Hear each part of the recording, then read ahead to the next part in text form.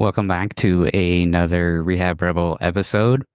In this episode, we're going to interview Yera about transitioning into the MedTech space and her journey and transition to this new MedTech, what it is, how she navigated it, and go a bit deeper into her journey. So a little bit about her. She's from Central Jersey. Yes, it exists.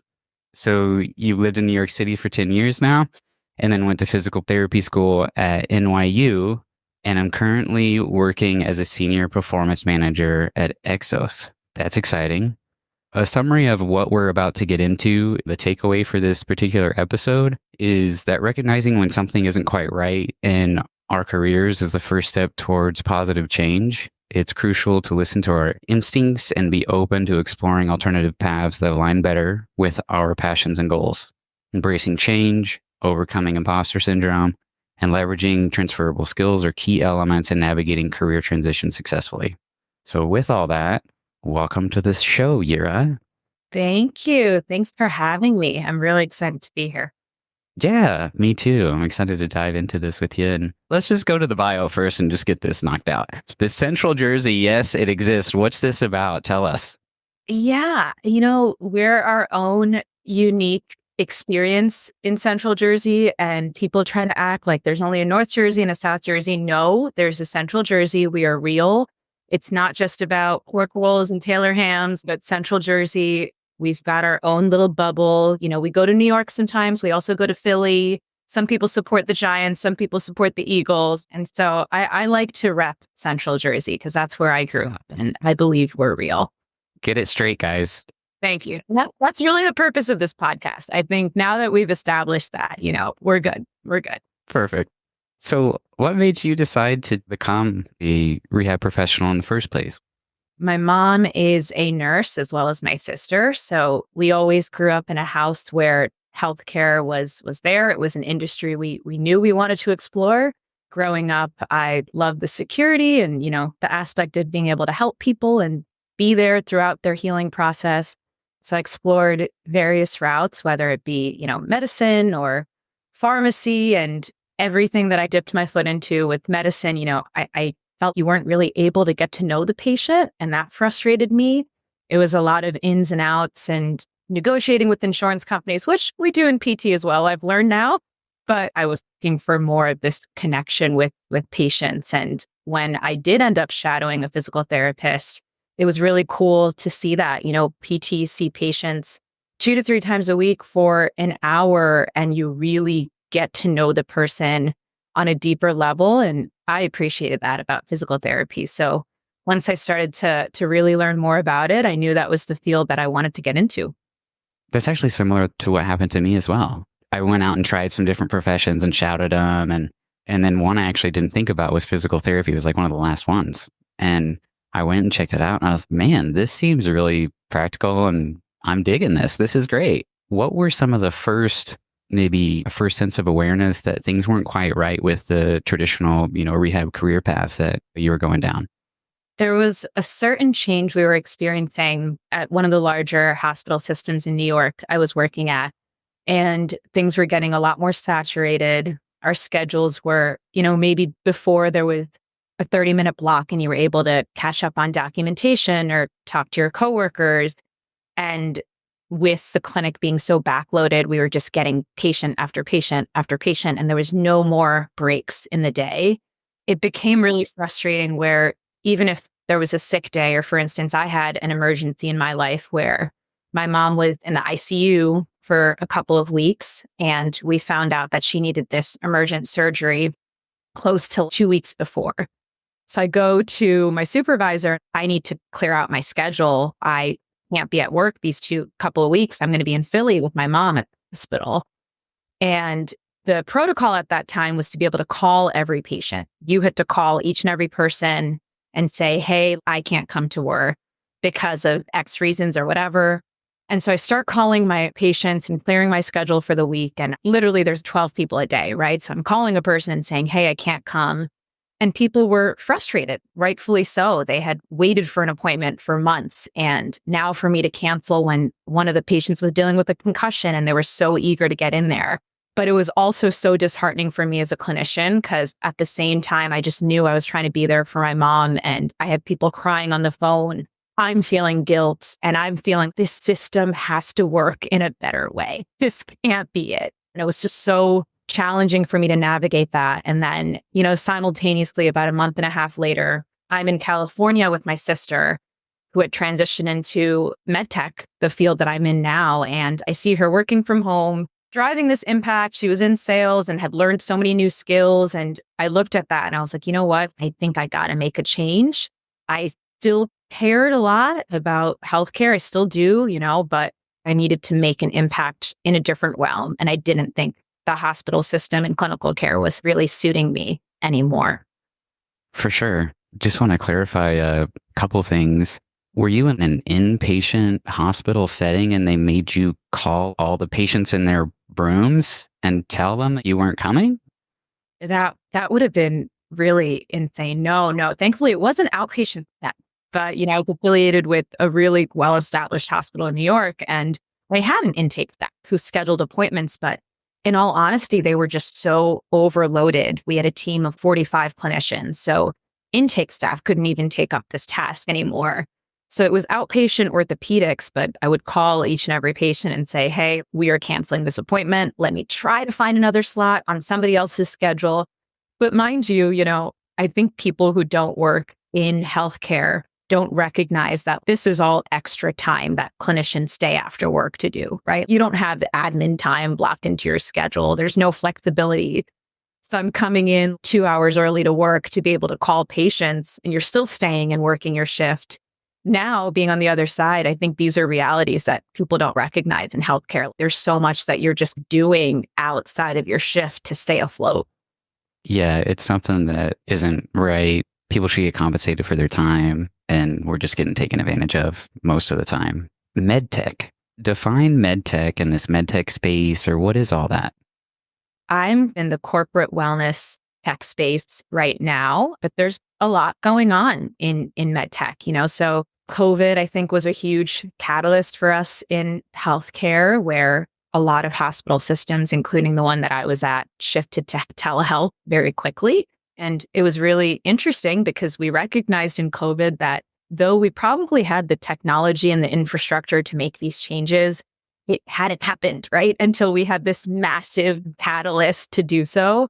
So during that time, I think we saw a lot of health tech and med tech companies opening up as these point solutions to plug and play these issues that we were having in healthcare, whether it was patient access or socioeconomic barriers to health or specific issues like dealing with women's fertility and all of these really point solutions within healthcare.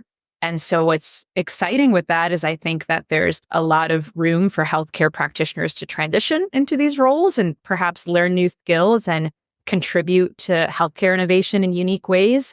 But it's tricky because a lot opened up and not everything is effective. You can't always plug and play point solutions without the evidence to back up that they're working and they're effective.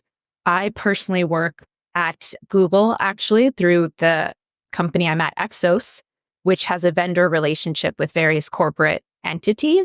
And we manage their health and wellness offerings at those companies. So I'm on the Google account in New York City specifically. There's fitness venues in each and every Google office. We plan larger community offering like 5Ks for the Google community. We have personal training that we offer. There's a lot of really cool stuff, especially in tech. I think they try to invest in employee health. And so my company, Exos, we navigate those program offerings. And since we're diving into that, is a lot of what you do virtual information, or do you guys within your company also do personal training? So do you have personal trainers that are actually on site helping people with their fitness? Yeah, so it's actually fully on site. Google has close to maybe 8 buildings in New York, and at least 3 of them have staffed fitness sites within the building. We've got on-site coaches and practitioners that are there delivering personal training classes, and they are also involved in the larger wellness programs that we offer, whether it be global events like 5Ks and push-up and squat challenges and all of these things. But it's fully on site, and there's an option to do so virtually, but a lot of people really interact with the practitioners and the fitness venues right there at work, which is really cool. That is cool. Did you start in this senior performance manager role, or what was your initial step into Exos? I did start in the management role. I was working as a physical therapist before, but there was a lot I was involved in with our sports performance center at the hospital, involved in organization of that, and being able to be involved in clinical education was really helpful. So I think there were so many translatable skills that when I was interviewing for this position, I was able to really leverage that as well to be able to make the transition. And that's huge. I think a lot of times when I'm sure you see this speaking to so many clinicians, we don't realize how much diverse skills that we have in clinical care, and that's translatable to other fields. And I think all of the verbiage when we look at job roles are so overwhelming. It's like stakeholder management and customer success, and what do all these words mean? But we're doing a lot of that on a day to day. So a lot of what I was doing was so translatable. It was just being able to really understand that language and the vocabulary to speak to it. For sure. What would you say are the skills that we learn in the rehab profession that you're actually using? I mean, they just transfer over directly in this senior performance manager role. Oh, wow. There's just so many. Working with patients on a daily basis when we're seeing 12 patients a day with so many diverse backgrounds and experiences and connecting with those people. That's in many ways stakeholder management, right? Your patients are your stakeholders, and you're having to adapt and learn where they're coming from and be able to create programs that resonate with them. And that's customer success as well, right? Who knows customer success better than clinicians when we have to work under constraints and still deliver this optimal experience to every patient? So that was so easy to translate into this role. It just felt intuitive because we were doing it all the time. Or project management skills. I mean, juggling 12 patients and then 30 minutes of doc time writing notes for 12 patients while filling out documentation forms, calling a patient if you need additional information, all of these things, juggling those tasks and the level of organization that you need.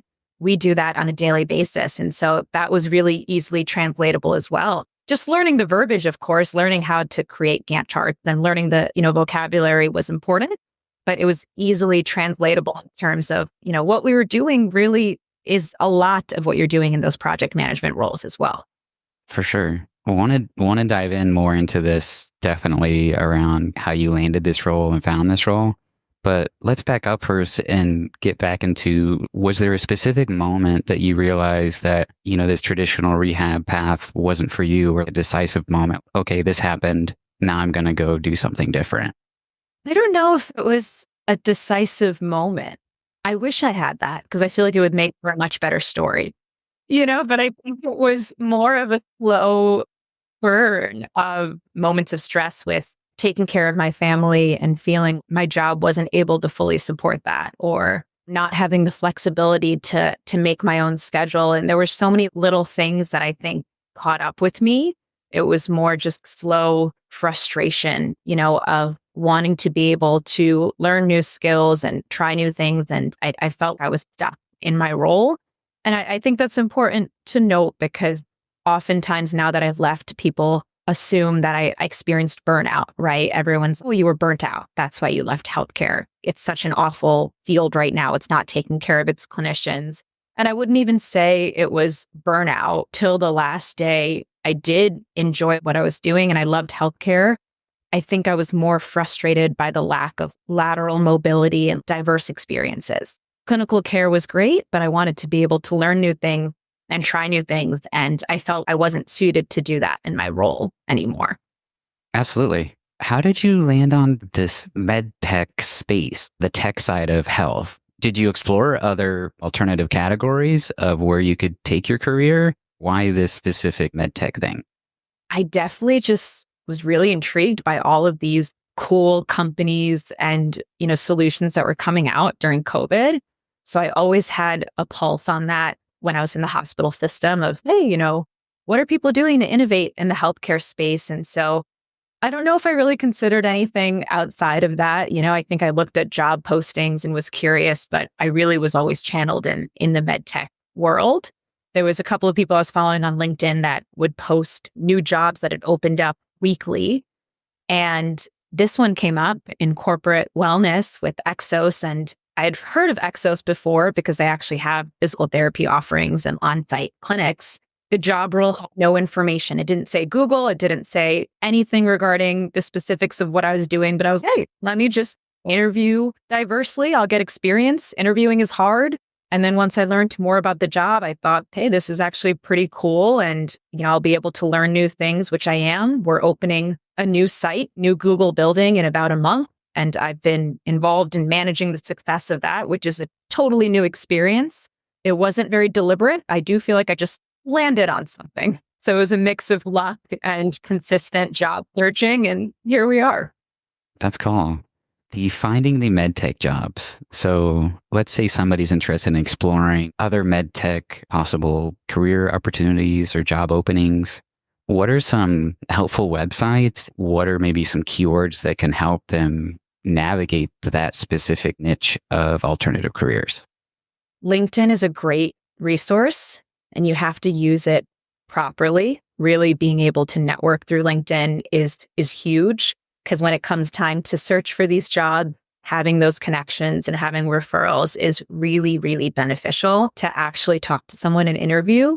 So LinkedIn jobs, they're always posting things up there, which is great. But even I think expanding beyond that is also important because a lot of that content can be promoted. So you'll see a job that's been posted there a month ago, but it's still on the top of your list, right? So those people that are interested in med tech, there's also a lot of really cool websites built in. NYC, for instance, has health tech postings that they post new roles that opened up within the day or within the last week. And you can learn more about those companies and channel it according to what your interests are, whether it be customer success or analytics or DevOps. That's a really great resource as well that I found that I've always kept an eye on. But I would say time is of the essence with it. It's a tough job market. So if you see something you're excited about, take a chance, apply. Maybe network and message someone that is at the company and try to learn more or, get a referral in there. But networking goes a really, really long way when you're trying to make a pivot. Would you say it's fair to say that was actually pivotal or necessary in you landing this role was the networking that you did and the connections that you made and all that? I would say so, 100%. I learned really quickly when I was pivoting that it was a saturated market. This podcast is evidence of that there are a lot of clinicians out there that we are excited and looking to do and try new things as well. So it was hard. I was applying to a lot of things really broadly and not hearing back for a very long time. And what I learned is that networking was really the key, so I started inbox messaging people on LinkedIn. I would apply to a job and then I would find a counterpart role and connect. And sometimes people don't respond. Other times people are really generous and offer to speak with you on the phone, and then would put a referral for you. I will say every interview that I actually had without fail, it was because I got a referral or had connected with someone personally that was able to put in a good word or talk to their hiring manager. But just broadly applying through these websites and getting filtered through the ATS, it was tricky. I didn't really have luck that way. And landing my current role actually is funny. I ended up finding a counterpart position, another performance manager on the team at Exos, and I guessed his corporate email. And I sent a little blurb and just sent it a couple of times to a couple of different people about why I'd be a good fit and attached my resume. And it landed on his inbox. He forwarded it to who is now my current manager.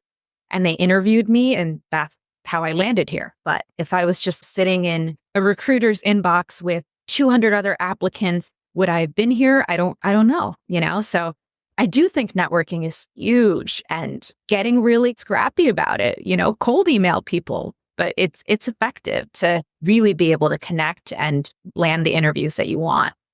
I was thinking about the same thing, sending out these cold emails. And we actually talk and touch on this in episode 25 with Adam and talk about coffee chats is, I think, what we call them in that episode, where you reach out to people on LinkedIn or social networks and really just tried to drum up conversation about you, the role that you're interested in. And again, like you mentioned, why you'd be a good fit, or just talk more about the company, show you're interested. And yeah, it seems to really move the needle to landing positions like this.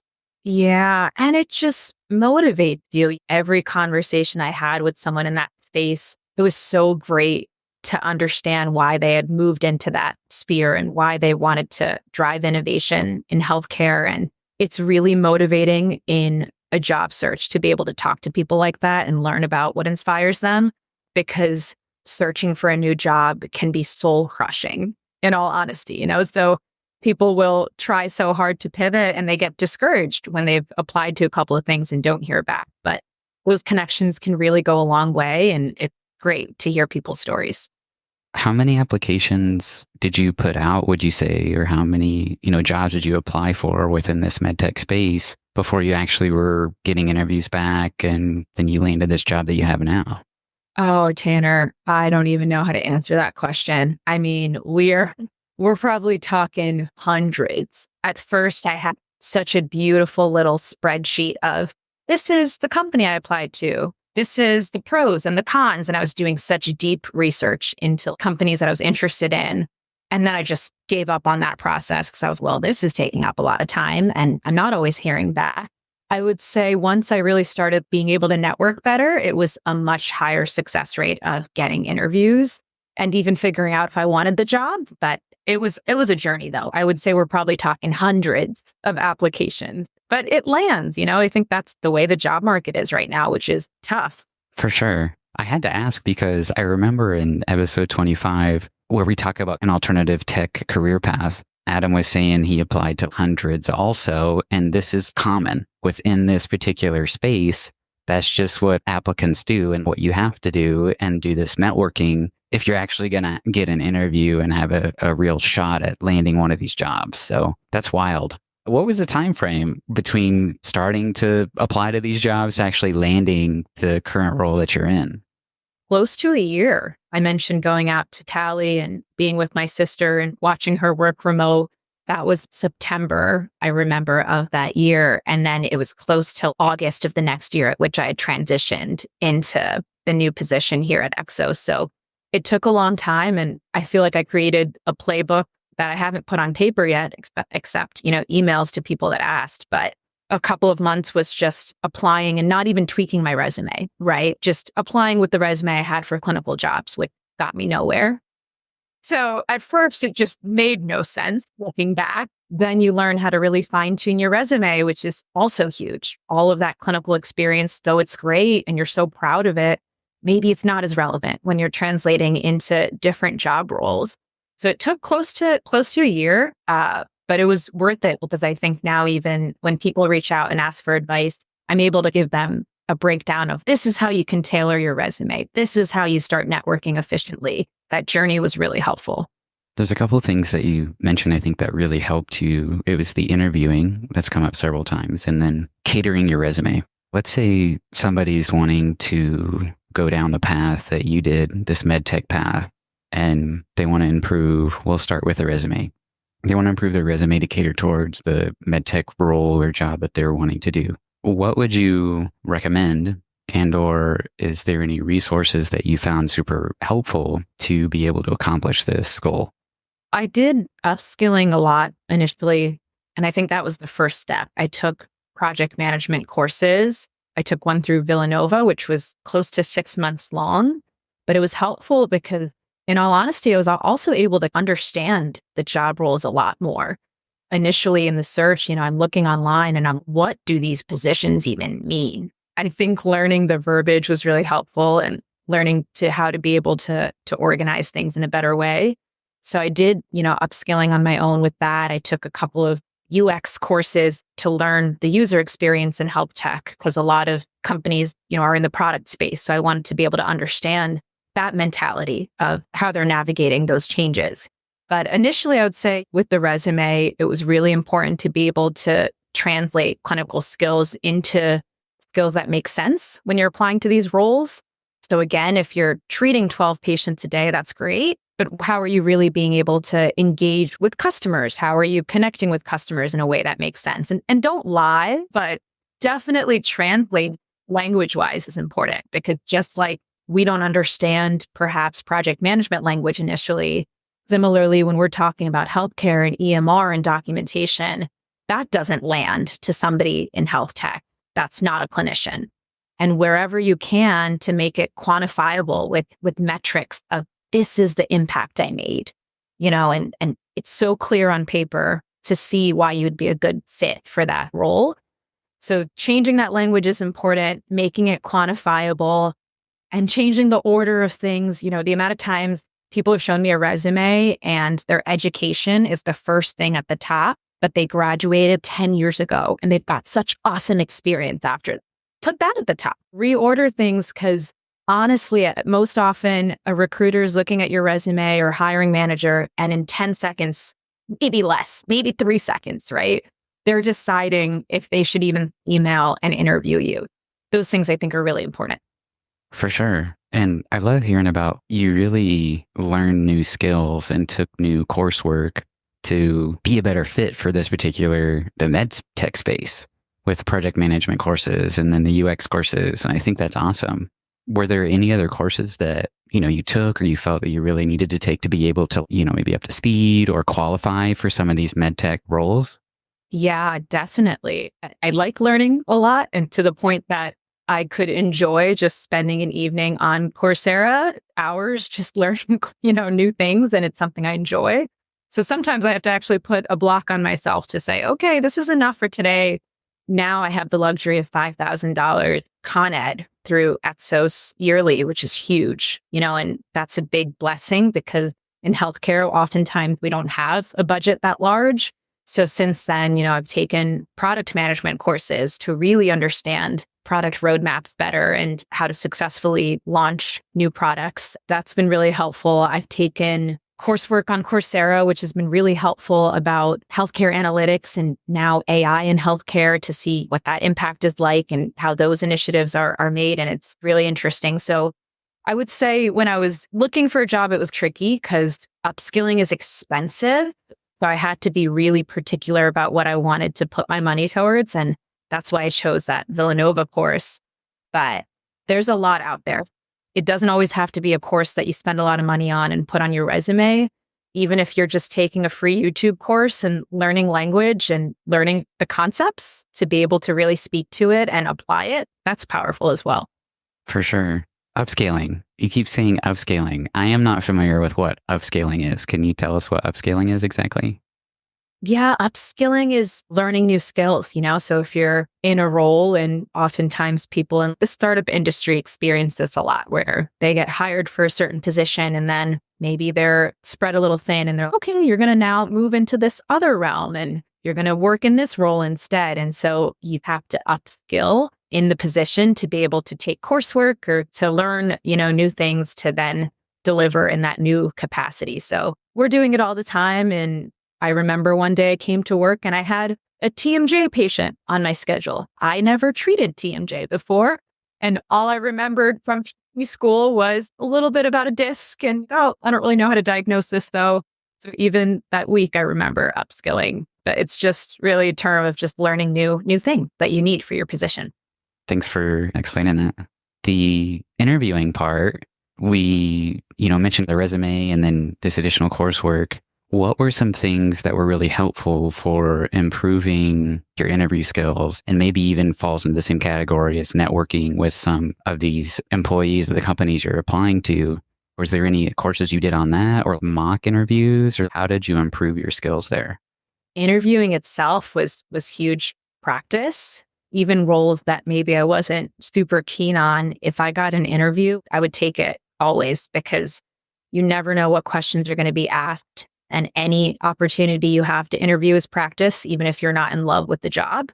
So I remember one time I went on an interview, which is just funny. I was asked to explain 10 different ways to make the process of making a pizza and then getting it delivered to the customer faster. So making it more efficient. On the spot, I'm sitting there, more delivery drivers, more ovens, whatever.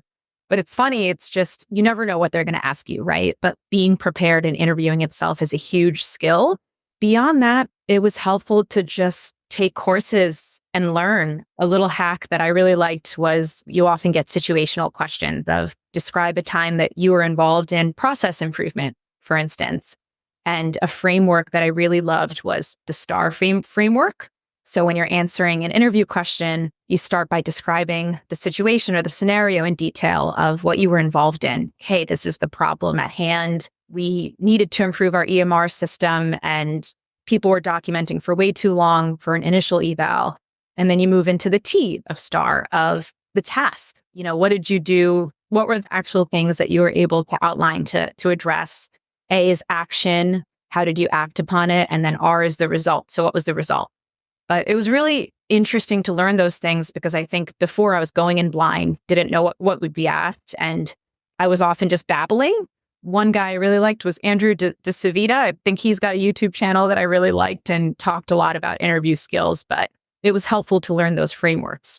Yeah, like a structure or template to be prepared for the actual interview for sure. We've talked about, I think, some struggles and transitions throughout our conversation, but I just wanted to open it up and ask, what was a personal struggle that you went through going through this transition into this alternative career space? And how did you overcome it? Because I imagine there's probably a few different barriers that you had to get through to be able to actually go from treating in a clinic one-on-one with patients to getting to where you are now. So what's something that really comes to mind and you feel would really resonate with others that are trying to do what you have done? It's not much of a practical thing, but fear was just huge for me.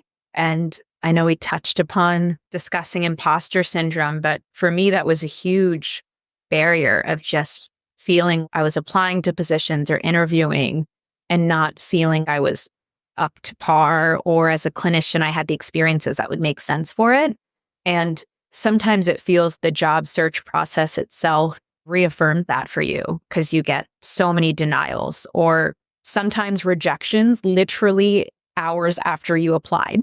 And you're like, oh my gosh, I just sent this application in. How could you reject me this quickly? So it's a tough process. And I think at times it just starts to be something you internalize of, okay, I'm just not equipped. There's so many people out there that are more equipped for this position than I am, that have MBAs and advanced degrees. Why am I even trying?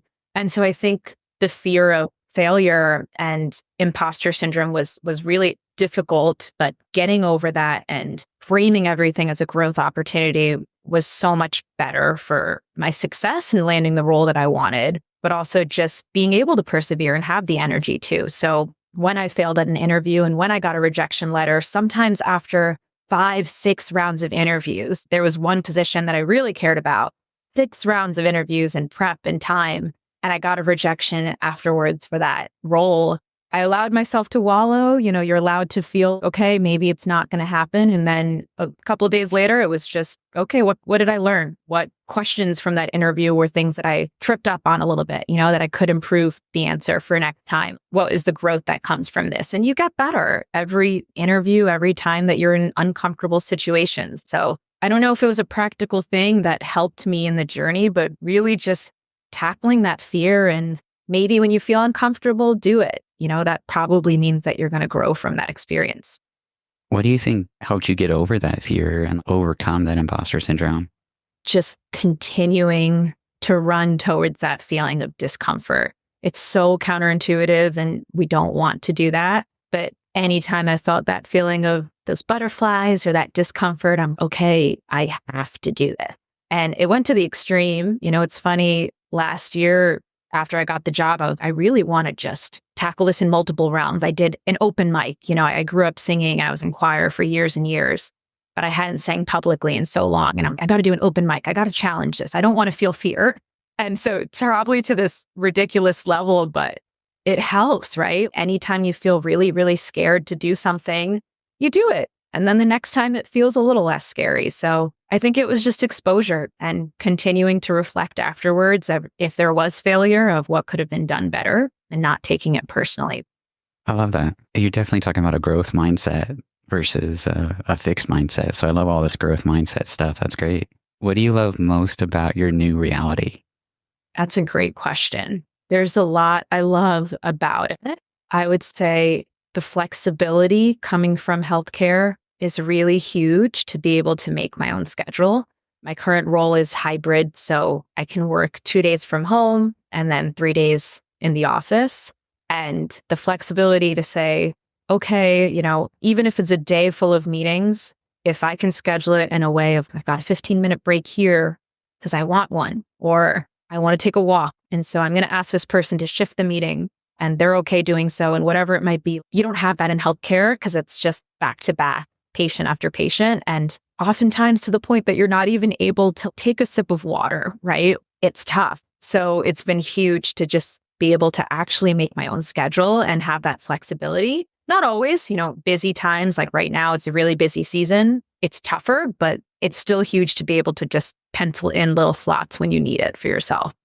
I love that flexibility. And it sounds like it's a lot easier to really have more of self-care within your daily schedule, which definitely we don't get in healthcare. I have to ask, did you still keep your license or did you just, nope, let it go? No, I did. I think it would break my heart if I let my license expire. Okay. So I kept it and I still treat actually. I am working through this health tech company, KINS, that uses this multimodal model of care, as they say. So you can treat either virtually or in person at the patient's home. So a couple of times a week, sometimes 2, 3 times a week, I'll go see a patient in the evening. It's still something that gives me a lot of joy, but being able to do it again in a more flexible way. And it's not the only role that I'm doing in a day. I've been really enjoying that. So still have my license and no plans to get rid of it anytime soon. Awesome. Last question here to wrap up. What is obvious to you now that maybe you struggled to see in the moment back when you were working in the traditional rehab field and, to getting to where you are now? When I was working in healthcare, it just felt this crazy, impossible task to pivot.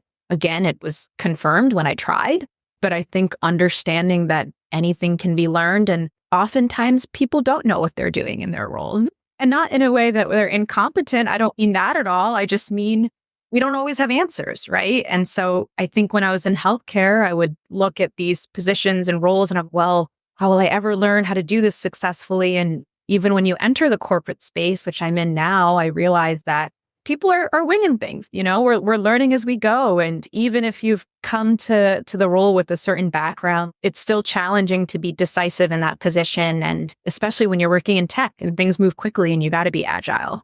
It's helpful now to have that hindsight of, again, how much you can grow and learn and adapt from your peers as well and to learn new things. Because I think in healthcare, it just seemed impossible when everything was foreign. The language was foreign. Industry felt foreign. So it all can be learned and we can all grow and achieve what we need to, but it's helpful to know that now. Absolutely. It is possible. You're proof.